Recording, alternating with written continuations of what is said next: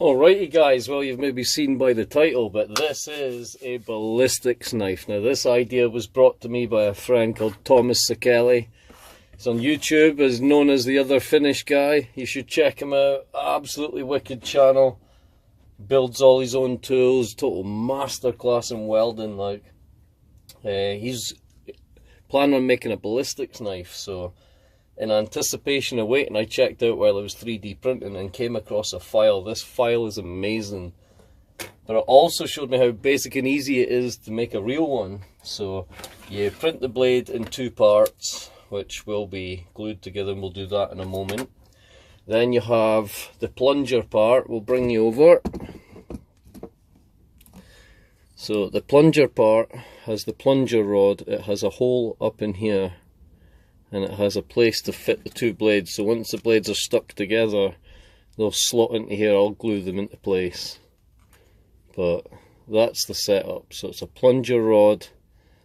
So if you were making a metal one, you'd just weld the blade into the plunger, probably from the bottom, and then probably try weld the bar on at the bottom.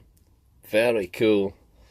That's the plunger rod, which goes into the body, which is like a K-bar style. Very cool. Well, it is a tube with a hole down the middle of it. Only goes down so far.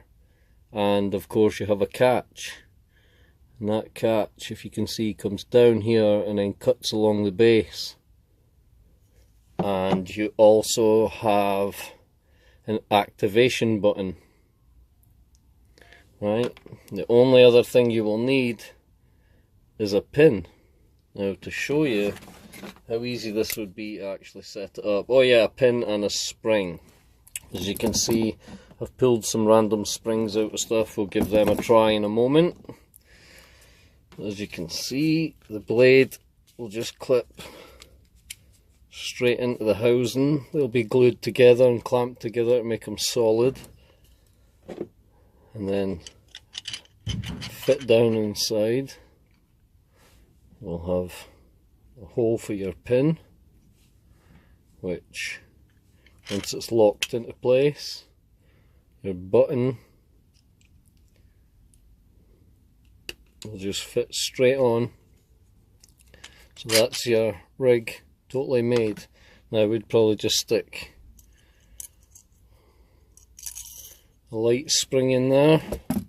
We'll back you up a bit. We take our fitment, we put it in and we lock it into place. Now it's solid and controlled, kinda. It's locked, but if you activate, boom! One ballistics knife. I'm away to get this glued together, but this is an awesome print. I got the files over at Thingiverse. Files will be linked in the description. So if you like the video, leave us a thumbs up, possibly subscribe for all the other stuff we have, weapons, gifts, toys, you name it, we 3D print it.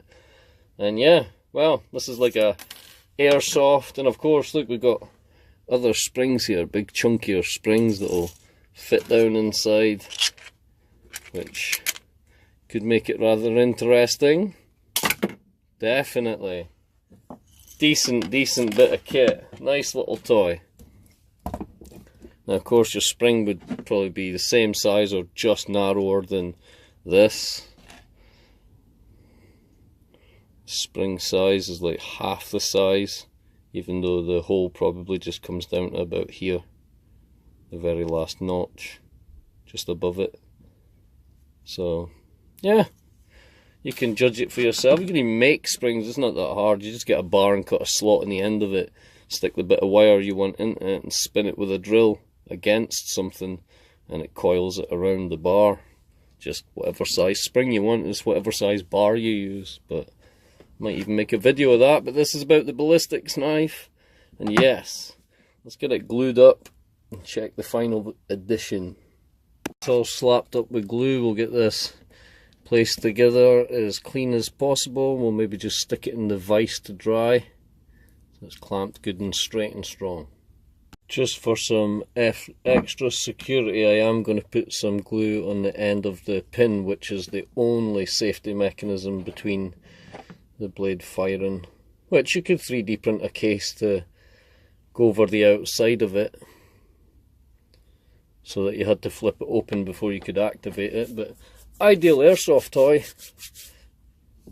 Wicked little tool. Looks good, solid, nice and heavy. I think I printed this at about 70%, and it's quite heavy and solid. The other parts I done at 100% just because they'd be taking the impact. But very quick, good print. Came out nice, clean and tidy. No wobbly bits. There's a perfect seam line up here, but apart from that, it's clean and tidy. Like that one of my favourite prints. So we've got the blade just now inside the vise. Just going to make sure that's in there deep enough.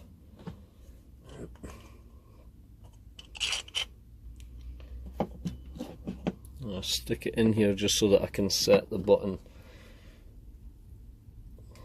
Make sure this button's glued in as well.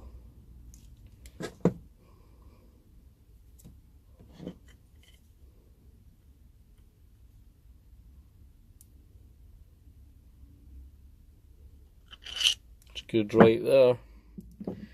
Now we'll just let this dry and we have our setup.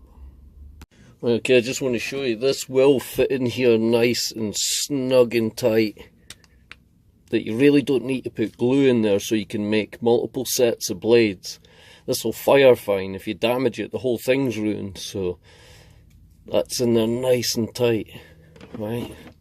So we are now kitted out with our spring. You have our ballistics blade all locked in. As you can see, the button follows the contour of this part around here. It's just a smooth action, just clip it to the side. Yeah, the spring jumps out, but I'm sure if I maybe drill a tiny hole up through the middle and have maybe just a piece of wire holding onto the spring and coming back out here along the bottom, and maybe glue another black cap over it, just so the spring's always kept inside at all times. But as a ballistics knife, that, my friends, is perfect. So Thomas Sikeli, I'm looking forward to yours, buddy. I can't wait to see your one. So yeah, for just now, this is my ballistic knife Mark 1. The files, the links will be in the description, the files to make this. Should just be classed as an airsoft. It's harmless. You could even file the point down so it's not as sharp. You could use it to in an airsoft game. Be very careful though, because it is pointy, and depending on what spring you put in it, it does have a good bit of power, right?